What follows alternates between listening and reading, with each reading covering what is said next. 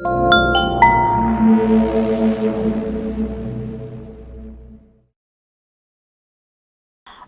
সাহিত্যের রহস্যময় আর রোমাঞ্চকর জগতে আপনাদের প্রত্যেককে স্বাগত জানাই। আজ আপনাদের সামনে আরও একটি রোমাঞ্চিত কাহিনী নিয়ে আমাদের রহস্য আর রোমাঞ্চের টিম। গল্পটি শুনে আপনাদের কেমন লাগলো সেই গুরুত্বপূর্ণ মন্তব্যটি করতে একেবারেই ভুলবেন না।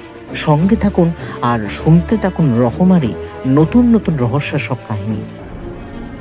শুনে ফেলুন আজকের কাহিনী রহস্য আর রোমাঞ্চ টিমের সঙ্গে। নমস্কার। দূর দূর, আর এসব ভালো লাগে না। আমি অবাক হয়ে সমককে জিজ্ঞাসা করি, কি হলো আবার সমক? সমক তার হাতে থাকা খবরের কাগজটা মুড়ে টেবিলের ওপর সেটা রেখে আমাকে বলে, কি আর বলি বলো তো পিথি, কাগজ খুললেই তো নারী নির্যাতন, কন্যা ভ্রূণ হত্যা আর শ্লীলতাহানির ঘটনা ভরে গেছে। এসব দেখতে কারো ভালো লাগে? আমি একটু মুচকি এসে বলি, কি করবে বলো তো ভাইয়া, সংবাদপত্রের মানুষদের তো কিছু করে পেটটা ভরাতে হবে, তাই নয় কি?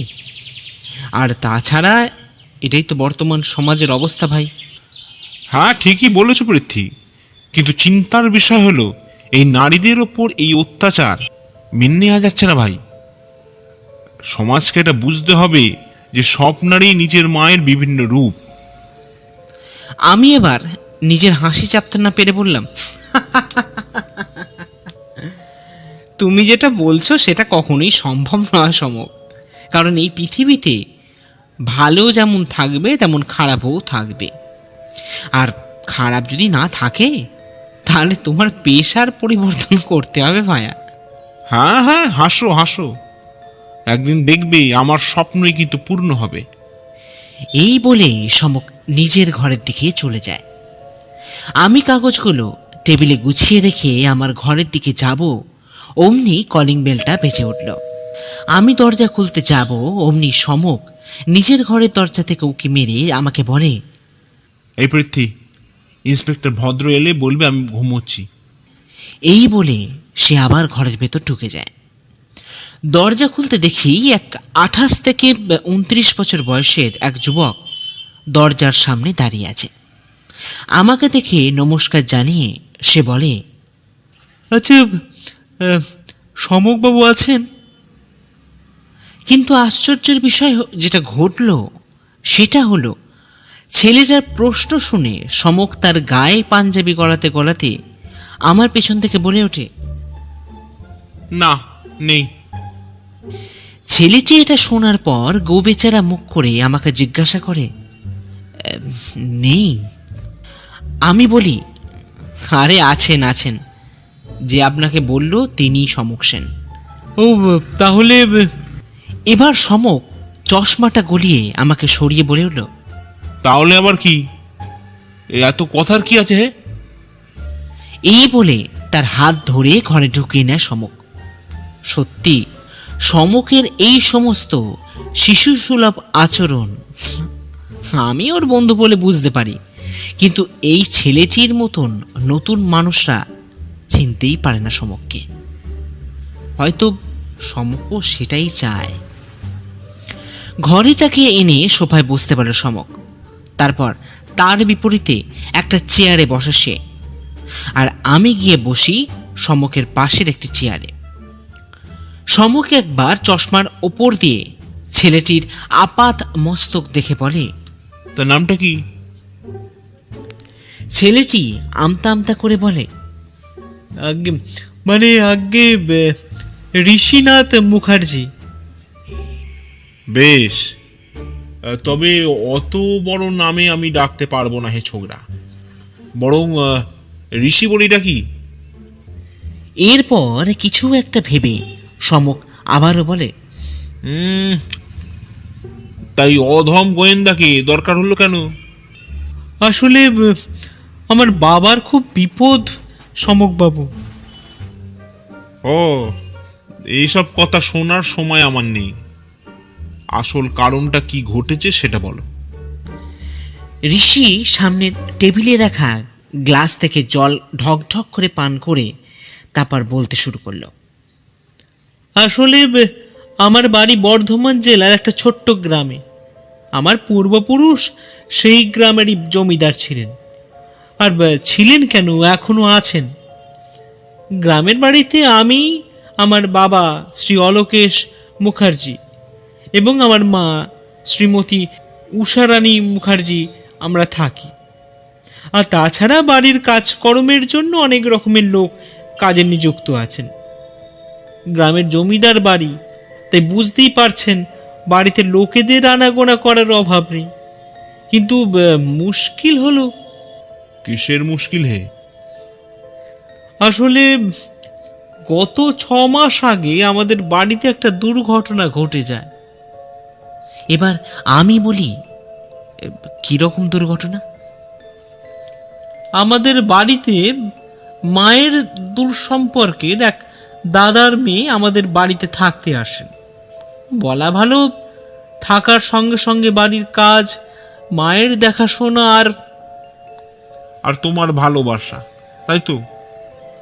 সমকের এই রকম কথায় আমরা দুজন চমকে উঠি। ছেলেটি তাড়াতাড়ি বলে ওঠে, হ্যাঁ আসলে। লজ্জা করে না? বোনের সঙ্গে প্রেম করেছো? না, আপনি ভুল ভাবছেন সমকবাবু। আসলে ওরা মায়ের বাবার বাড়ির গ্রামের মানুষ, তাই। ও, তাই ফস করে প্রেমটা করে বসলে? হ্যাঁ, ভালোবাসতাম দেবীকে। আমি বলি, কেন এখন ভালোবাসা নেই আর? না, আসলে গত 2 মাস আগে দেবী মারা যায়। তবে ও মারা গেল কেন সেটার কারণ ধোঁয়াশা। সে যাই হোক, আসলে আমাদের বাড়িতে খুব ধুমধাম করে দুর্গা পুজো করা হয়। এবারেও তার অন্যথা হচ্ছে না। আমাদের গ্রামের একমাত্র পুজো বলতে পারেন এই আমাদের বাড়িতে। তাই বাড়িতে প্রচুর মানুষের আনাগোনা লেগে থাকে এই সময়। বলি, ও ছোকরা, তোমার দুর্গা পুজোর রচনা শোনবার জন্য কি এলে নাকি আমাদের বাড়িতে? না না, ক্ষমা করবেন সমকবাবু। আসলে পরশু সকালে বাবা প্রতিদিনের মতন ঘুম থেকে উঠে এই রান্নাঘরে যান। দেখেন একটা চিরকুট তার শোয়ার ঘরের দরজার তলায় কেউ গলিয়ে দিয়ে চলে গেছে। এই দেখুন, এটা আমি সঙ্গেই এনেছি। ঋষি সেই চিঠিটা সমকের হাতে দিতে আমিও কি দিয়ে দেখি, তাতে লেখা, অন্যায়ের শাস্তি তুমি পাবে অলোকেশ মুখার্জি। এই পুজোতেই তুমি শেষ হবে। আমি লক্ষ্য করলাম সমকের ভ্রু কুঞ্চিত হয়েছে। সে চিঠিটা ঋষির হাতে ফেরত দিয়ে বলে, তা কিসের অন্যায় হে ঋষি বাবু? সেটা আমি কিংবা বাবা কিছুই বুঝতে পারছি না সমকবাবু। এবার আমার বাবাকে আপনি বাঁচান। কোথা থেকে বাঁচাবো? না না, সেটাই তো তোমরা জানো না হে। দেখুন, এই প্রশ্নের উত্তর পাওয়ার জন্য আপনাকে আমাদের সঙ্গে আমার গ্রামের বাড়িতেই যেতে হবে। আমার বাবা কিন্তু খুব আশা করে বসে আছেন আপনাদের জন্য। তাই যদি। এবার সমক চেয়ার ছেড়ে উঠে ঘরে পায়চারি করতে করতে বলে, আচ্ছা পৃথ্বী, তুমি পুজোতে একটু বেড়াতে চেয়েছিলে না? আমি বলি, হ্যাঁ সে তো চেয়েছিলাম, একঘেয়ে জীবন, তাই আর কলকাতাতে ভালো লাগছে না ভাই। কিন্তু তোমার তো সময়ই হয় না। এবার সমক হাঁটা থামিয়ে আমার দিকে ফিরে বলে, এবার হবে ভাইয়া, এবার হবে। আপনি তাহলে যাবেন সমকবাবু? যাবো বই কি, তবে পুজোতে খাতির যত্ন পাবো তো হে ছোকরা।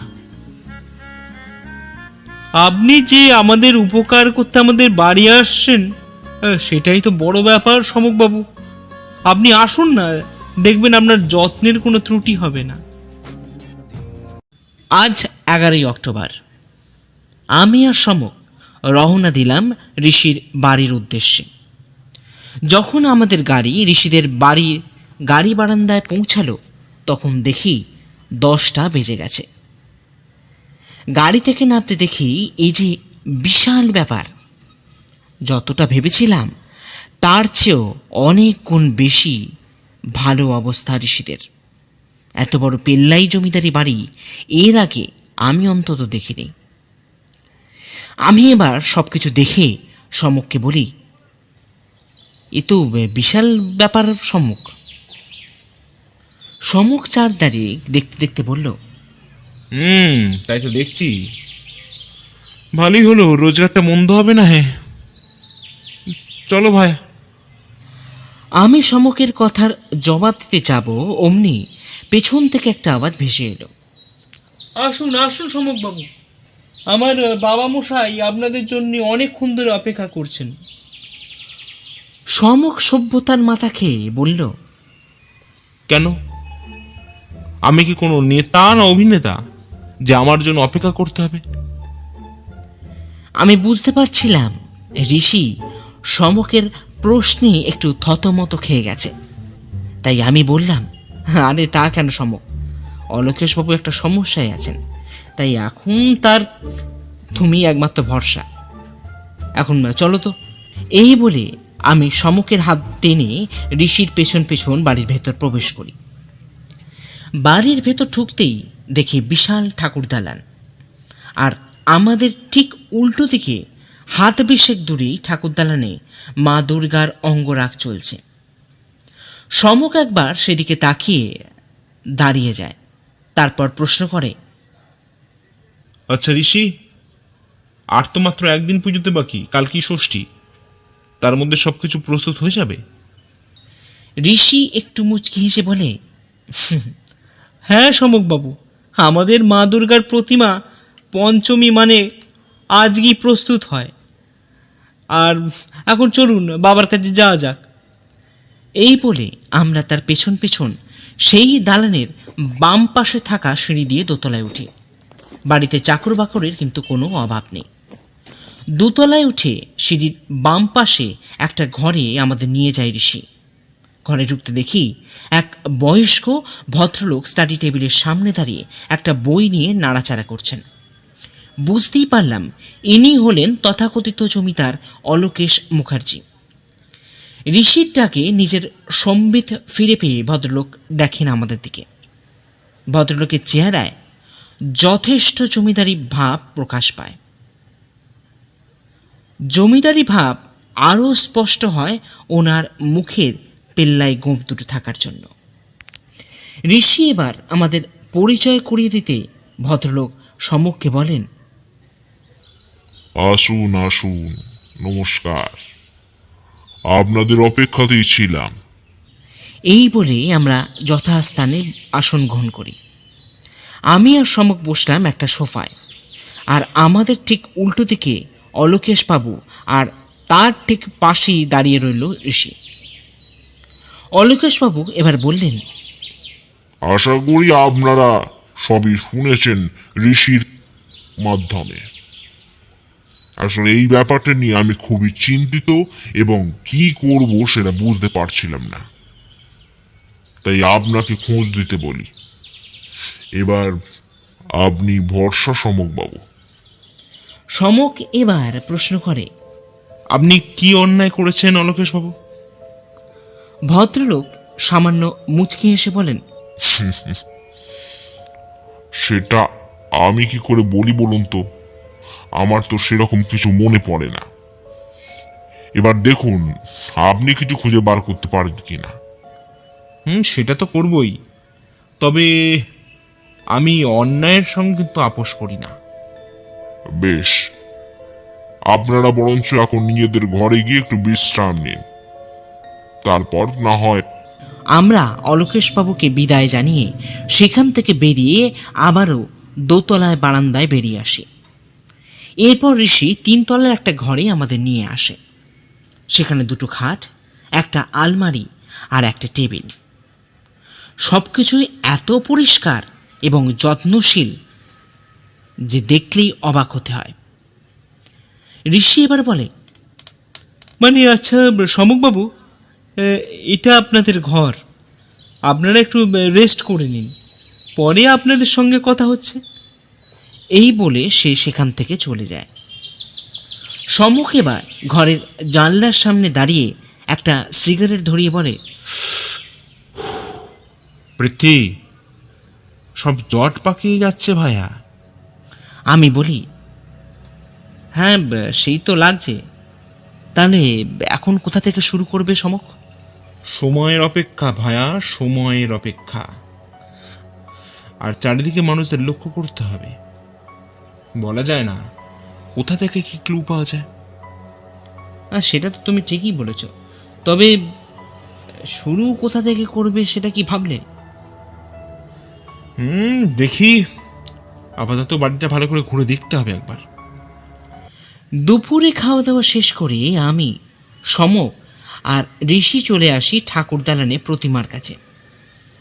সমক প্রতিমার দিকে তাকিয়ে বলে, আচ্ছা ঋষি, তোমাদের কত বছরের পুজো এটা? ঋষি বলে, মানে এই ধরুন 100 থেকে 120 বছর তো হবেই। এবার সমক ঋষির দিকে ফিরে বলে, তোমার মাকে তো দেখতে পাচ্ছি না ঋষি। ঋষি একটু থতমত খেয়ে বলে, আসলে মা কারোর সাথে দেখা করেন না সমকবাবু, এমনিতেই তার শরীর খুব একটা ভালো যাচ্ছে না আজকাল, তাই। কিন্তু আমার তো কিছু প্রশ্ন করার ছিল নাকি? মাফ করবেন সমকবাবু, মা কথা বলতে পারেন না, আর তাছাড়া মাকে বিরক্ত না করলেই ভালো হয়। বেশ, আপনি যখন বলছেন তখন বিরক্ত নাই বা করলাম। এরপর আমরা হাঁটতে হাঁটতে এগিয়ে যাই বাড়ির পেছন দিকে পুকুরের পাড়ে। সেখানে ঘাটের পাশে বাঁধানো উঁচু চাতালে বসে থাকি আমরা তিনজন। সেখানে বসে সমক বলে, তা ঋষি, দেবী কি করে মারা যায়? এই প্রশ্নের পর ঋষি বেশ কিছুক্ষণ চুপ করে থাকে। তারপর পুকুরের দিকে তাকিয়ে বলে, মানে গলায় দড়ি দিয়ে সমকবাবু। এর পেছনে কোনো কারণ আছে খুঁজে পেয়েছো নাকি? দেখুন সমকবাবু, দেবী খুবই ভালো আর শান্ত প্রকৃতির মেয়ে ছিল, সবাই ওকে খুব ভালোবাসতো। তবে আমি এবার বলি, তবে কি? ওর মৃত্যুর আগে কিছুদিন থেকে ওকে খুব ভয় পেয়ে থাকতে দেখেছি। সামান্য কিছুতেই খুব ভয় পেয়ে যেত সমকবাবু, এমনকি শেষের কিছুদিন আমার সঙ্গে কথা বলেনি। আমি চেষ্টা করলেও সে এড়িয়ে যায় আমাকে। আই সি, এ তো ভীষণ জটলা কেস হয়ে যাচ্ছে দেখছি। এখন আপনি ভরসা সমকবাবু। সে তো বুঝলাম, কিন্তু এখানে দুটো কেস হচ্ছে, তাহলে? আপনার সাম্মানিক নিয়ে কিছু ভাববেন না সমকবাবু, আমি সেটা যথাসময়ে আপনাকে তুলে দেবো। বেশ, তাহলে এখন ওঠা যাক। চলো পৃথ্বী। এই বলেই সমক গটমট করে ঘরের ভেতরের দিকে রওনা দেয়। অগত্যা আমিও তার পেছন পেছন এগিয়ে আসি। কিন্তু ঋষি ঠিক একইভাবে পুকুরের দিকে তাকিয়ে বসে রইল। সেদিন আর তেমন কিছুই ঘটেনি, তবে সন্ধ্যার সময় সমক একবার বাড়িটা ঘুরতে আবারও যায়। আমি যাওয়ার কথা বলতে বারণ করে দেয়, তাই আমি লেখালেখি নিয়ে ব্যস্ত হয়ে পড়ি। আজ মহাষষ্ঠী, সকাল থেকেই এই বাড়িতে লোকজনের আনাগোনা শুরু হয়ে গেছে। সকালে সমকের ডাকে ঘুম ভাঙলেও এখন সে প্রতিমার সামনে দাঁড়িয়ে। আমি তাড়াতাড়ি প্রস্তুত হয়ে সমকের কাছে চলে যাই। সত্যি একটা রাতের মধ্যেই প্রতিমার কাজ সম্পূর্ণ হয়ে গেছে। দেখলাম ঠাকুর মশাই বেলতলায় পুজো আরম্ভ করে দিয়েছেন। এবার আমি সমককে বলি, কি হলো সমক, কিছু উত্তর পেলে নাকি? সমক কোমরে হাত দিয়ে চারিপাশের মানুষজন আর পুজোর নিয়মকানুন দেখতে দেখতে বলে, কিছুটা পরিষ্কার হয়েছে, বাকিটা মনে হচ্ছে আজ রাতের ভেতরেই পরিষ্কার হয়ে যাবে। আমি এবার উত্তেজিত হয়ে বলি, পেয়ে গেছো? তবে কোন কেসটার? সবই মায়া পৃথ্বী, সবই মায়া। এখন চুপ করে যাও, ঋষি আসছে। আমি দেখি ঋষি আমাদের দিকে হাসতে হাসতে এগিয়ে আসছে। সে এবার আমাদের সামনে দাঁড়িয়ে বলে, মানে কিছু মনে করবেন না আপনারা, মানে আসলে বুঝতেই তো পারছেন বাড়ির আমি একমাত্র সন্তান, তাই পুজো নিয়ে আমি একটু ব্যস্ত হয়ে পড়েছি। তাই কিছু যদি দরকার লাগে তাহলে আমাকে আবার বলবেন। আমি বলি, না না, ওসব কিছু ভাববেন না। এবার সে সমককে প্রশ্ন করে, সমকবাবু, কিছু সমাধান করতে পারলেন নাকি? সমক বলে, নিজেরা সমস্যা তৈরি করে জটিল করে দেবেন সব ব্যাপার। এত তাড়াতাড়ি কিচ্ছু হবে না। এই বলে সে সেখান থেকে চলে যায়। আমি ঋষিকে বলি, কিছু মনে করো না ভাই, আসলে ও একটু চাপেই আছে, তাই। এই বলে আমিও সেখান থেকে প্রস্থান করি। ঘরে ফিরে যাওয়ার পর আমি সমককে বলি, আচ্ছা সমক, ঋষির সাথে অমন ব্যবহার করা কি খুব একটা দরকার ছিল? সমক বিছানায় চিত হয়ে পায়ের ওপর পা তুলে পাখার দিকে চেয়ে বলে, ব্যবহার কি আর দেখলে হে পৃথ্বী? আসল ব্যাপার যখন দেখবে না, তখন বুঝবে কত ধানে কত চাল। ব্যাপারটা সোজা করার জন্য বলি, আচ্ছা তুমি কাল রাতে কোথায় গেছিলে সমক? সমক প্রথমে আমার দিকে অবাক হয়ে তাকিয়ে থাকে, তারপর রহস্যময় একটা হাসি এসে বলে, এই বাড়িটা এক্সপ্লোর করতে দোস্ত। এক্সপ্লোর করতে? তাহলে আমাকে সঙ্গে নিল না কেন? সব ব্যাপারে জড়িয়ে চললে হয় না ভাইয়া। আর তাছাড়া এই রহস্যের বিষয়ে বুঝতে গেলে রাতে ঘোরাঘুরি ছাড়া কোনো উপায় নেই পৃথ্বী। কারণ অনেক সময় দিনে সূর্যের আলোয় অনেক রহস্য, অনেক অন্ধকার চাপা পড়ে যায়।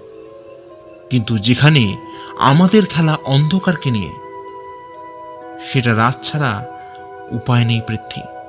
হ্যাঁ, তবে প্রতিমা বানানো দেখতে খারাপ লাগেনি। আমি এবার উৎসুক হয়ে বলি, কিছু সমাধান করতে পারলে? সমক মুচকি হেসে বলে, কিছুটা পেরেছি ভাইয়া, বাকিটা আজ রাতেই সম্পন্ন হবে, তাই ধৈর্য ধরো। এই বলে সে বিছানায় পাশ ফিরে পাশের বালিশ জড়িয়ে শুয়ে পড়ে। আমিও গোত্তা তিনতলায় বারান্দা থেকে ঠাকুর দালনে মানুষের আনাগোনা আর ব্যস্ততা লক্ষ্য করতে থাকি। রাতে খাওয়া দাওয়া শেষ হয়ে গেলে সমক আর আমি ঠাকুর দালানে দাঁড়িয়ে প্রতিমা দেখতে থাকি। ঠিক সেই সময় অলোকেশ বাবু পেছন থেকে বলে ওঠেন, আপনাদের কোনো সমস্যা হচ্ছে না তো? সমক পেছন ফিরে বলে, না, একদমই না। আপনাদের আতিথেয়তায় জবাব নেই। তবে কিসের তবে? না, যতক্ষণ না আপনাদের কাছে পাওয়া এই চিরকুটটার রহস্য সমাধান করতে পারছি, ততক্ষণ একটা শান্তি পাচ্ছি না। বাহ, খুশি হলাম আপনার অধ্যাবসায় দেখে। তবে আমি বলি কি, পুজোতে যখন এসেছেন তখন পুজোটা ভালোভাবে কাটিয়ে এখান থেকে চলে যান। সমক অবাক হয়ে বলে, তাহলে আপনি রহস্য সমাধান করতে চাইছেন না? না, চাইছি না। আগেও চাইনি। ঋষি আমার একমাত্র পুত্র, তাই তার কথা ফেলতে পারিনি। তাই আপনাদের কথা যখন ফেলতে পারেননি, তার যখন ভুল করে সমক সেনকে ডেকেই ফেলেছেন, তখন আমাকে সহ্য করা ছাড়া তার কোনো উপায় নেই অলোকেশ বাবু। তাহলে আপনি তদন্ত থামাবেন না? একদমই না। তা আপনি কি ভয় পাচ্ছেন নাকি? ভদ্রলোক একটু হকচকিয়ে বলেন, কিসের ভয়? জমিদার অলোকেশ মুখার্জি কাউকে ভয় করে না। এই বলে চলে যেতে গিয়ে অলোকেশ বাবু একবার থেমে পেছন ফিরে বললেন, মনে রাখবেন সমক বাবু, আমার কথার অবাধ্য হলে তার ফল ভালো হয় না। এই বলে চলে গেলেন অলোকেশ বাবু। আমি এবার সমককে বলি, সমক, ব্যাপারটা কিন্তু খুব গুরুতর দিকে যাচ্ছে, কিন্তু এরপরেও কি এখানে থাকা উচিত হবে? সমক মৃদু হেসে বলে, উনি এখনো সমক সেনকে চেনেননি পৃথ্বী, তাই ভাবনাটা বন্ধ করো আর চলো ঘরের দিকে ফেরা যাক। এই বলে আমরা ঘরে ফিরতে যাব, অমনি দেখি দোতলার বারান্দায় এক ভদ্রমহিলা আমাদের দিকে তাকিয়ে দাঁড়িয়ে আছেন। বুঝতে অসুবিধা হলো না যে ইনি হলেন ঋষির মা। ঘরে ফিরে এলে সমক দরজা বন্ধ করে দেয়, তারপর একটা চাদর নিয়ে খাটের তলায় বিছানা করে। আমি অবাক হয়ে প্রশ্ন করি, এসব কি করছো ভাইয়া? খেলা হবে ভাইয়া, খেলা হবে, তাই একটু প্রস্তুতি নিচ্ছি।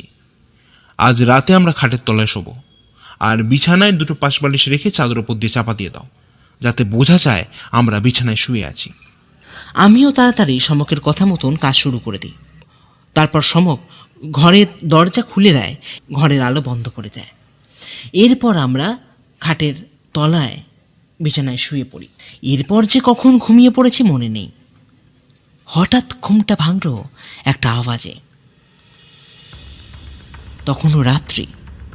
দেখি দুজোড়া পা এগিয়ে আসছে বিছানার দিকে।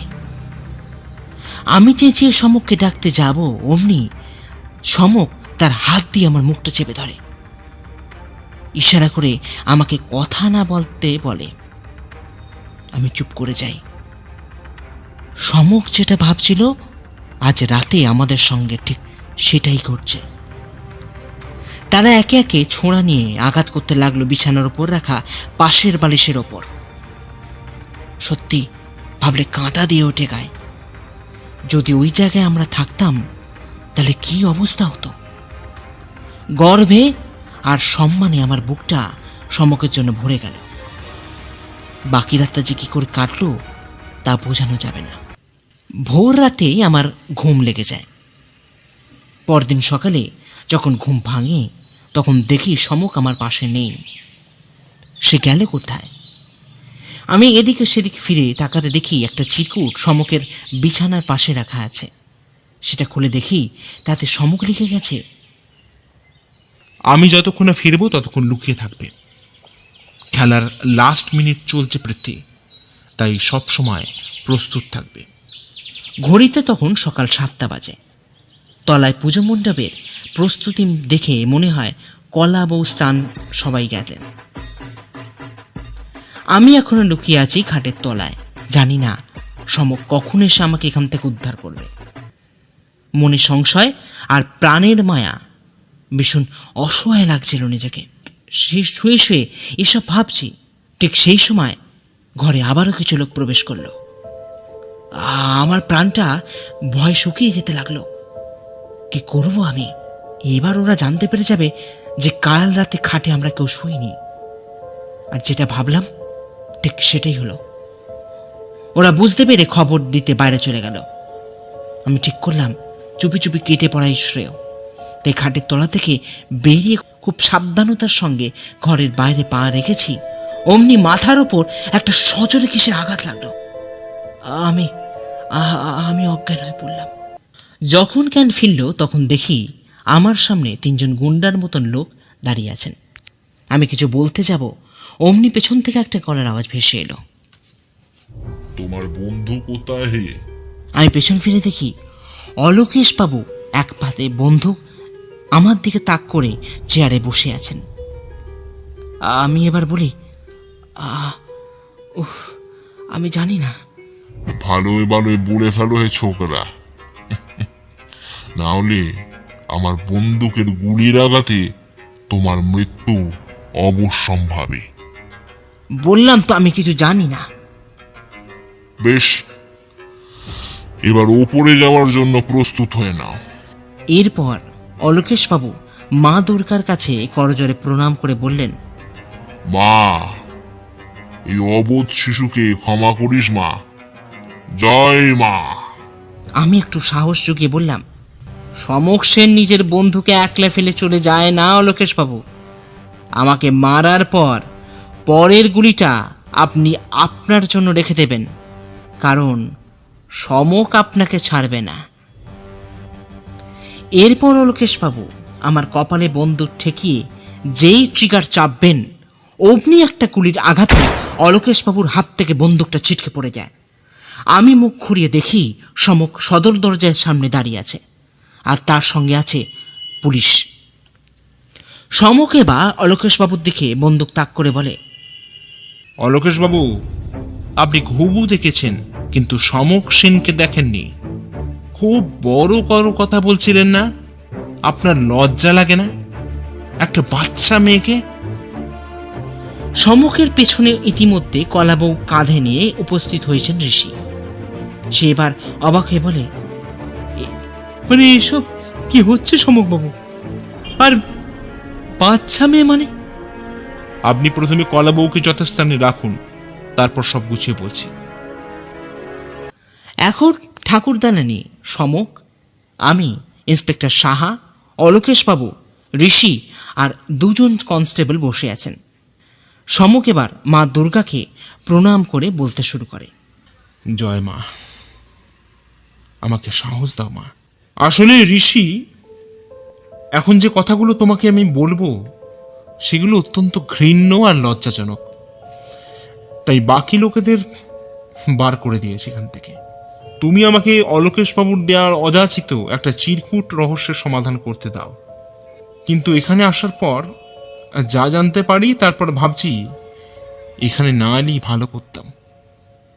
ঋষি এবার অবাক হয়ে বলে, মানে কেন সমক বাবু?